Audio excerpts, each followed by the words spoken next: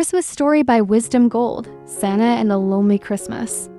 It was Christmas Eve in the bustling city of Maplewood. Snow blanketed the streets, lights twinkled in every window, and the air buzzed with the excitement of the season. But in a modest little house at the end of Cranberry Lane, a boy named Ben sat alone. Ben was 8 years old, with messy brown hair and bright eyes that seemed dull this Christmas. His parents had been called away for an emergency work trip, leaving Ben at home with a sitter. But when the sitter canceled last minute, Ben had insisted he'd be fine on his own.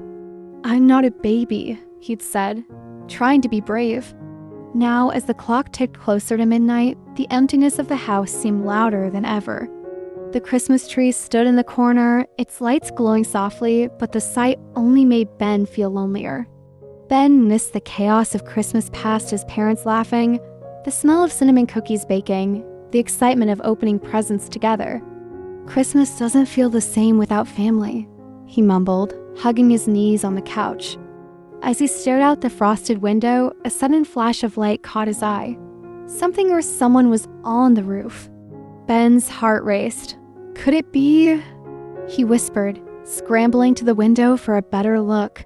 Sure enough, a sleigh was parked on the rooftop, its silver runners glinting in the moonlight. 8 reindeer stamped their hooves impatiently, their breath forming little puffs of steam. And there, climbing down the chimney, was Santa Claus himself. Ben's mouth fell open. He didn't believe in Santa anymore, or at least, he thought he didn't. But here he was, larger than life, with a red suit, a fluffy white beard, and his sack brimming with gifts. Santa landed softly in the fireplace and dusted off his coat. He seemed surprised to find Ben sitting there, wide-eyed. "Well, well," Santa said, his voice warm and booming. "Looks like I've got company tonight." Ben blinked, unsure if he was dreaming. "Santa? Is it really you?" Santa chuckled. "The one and only. Shouldn't you be asleep, young man?" Ben shrugged, his shoulders slumping. "I guess. But it's hard to sleep when you're alone on Christmas Eve." Santa's eyes softened. "Alone, you say?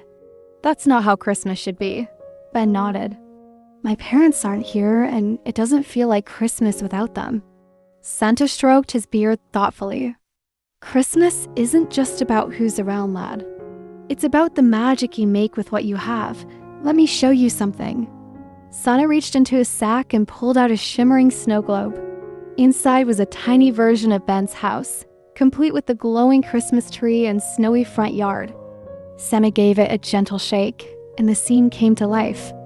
Ben watched in awe as the miniature version of himself appeared in the globe, decorating cookies, hanging ornaments, and even dancing to Christmas music. "That's me," Ben whispered.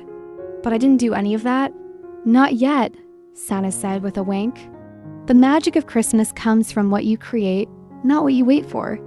You've got the power to make this night special, even on your own." Ben thought about it.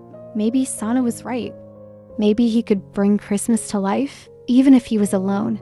"What should I do?" Ben asked. Santa smiled. "Start with what makes your heart feel full. Christmas magic follows when you lead with love and joy." With that, Santa tipped his hat, hoisted his sack, and climbed back up the chimney. Ben ran to the window and watched as the sleigh soared into the night sky, disappearing among the stars. Inspired by Santa's words, Ben got to work. He turned on the Christmas music his parents always played, filling the house with familiar, cheerful melodies.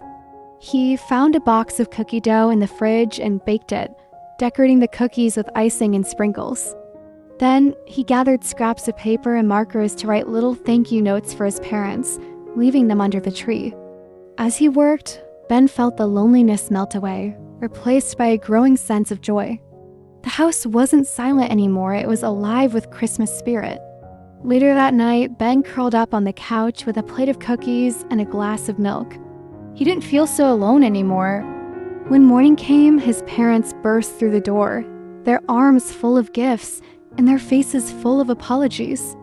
"We're so sorry we couldn't be here last night," his mom said, hugging him tightly. Ben grinned. "It's okay, I had the best Christmas ever." His parents looked around the house in amazement. The music, the cookies, the decorated tree was all perfect. "Did you do all this by yourself?" his dad asked. "Not by myself," Ben said with a twinkle in his eye. "Santa helped me." His parents laughed, thinking it was just a story. But Ben knew better. This story reminds us that Christmas magic isn't found in the presence of others or the perfection of plans. It's created by the love, joy, and effort we bring into the moment. Even when circumstances are ideal, we can find ways to make the season special by focusing on gratitude and creativity. Like Ben, we all have the power to transform our experience of Christmas and life by embracing the magic within ourselves. Sometimes, it's not about waiting for the perfect situation, but making the best of what we have.